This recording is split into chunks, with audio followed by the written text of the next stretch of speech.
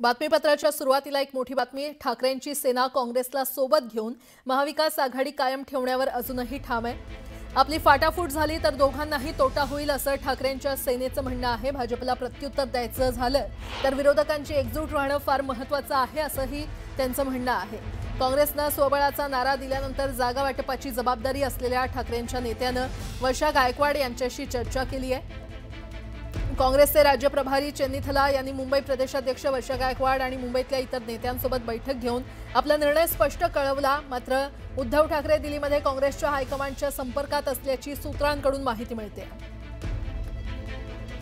आणि या संदर्भात अधिक माहिती देत आहेत आमचे प्रतिनिधी सुमित सावंत आपल्यासोबत जोडले गेलेले आहेत। सुमित, खरं तर काँग्रेसनं याआधीच भूमिका स्पष्ट केली आहे पण उद्धव ठाकरेंची शिवसेना ही काँग्रेससोबत आघाडी करण्यासाठी कायम आहे आणि त्यांनी त्याची भूमिका नाही म्हणून पक्षश्रेष्ठींची चर्चा करणार असेल।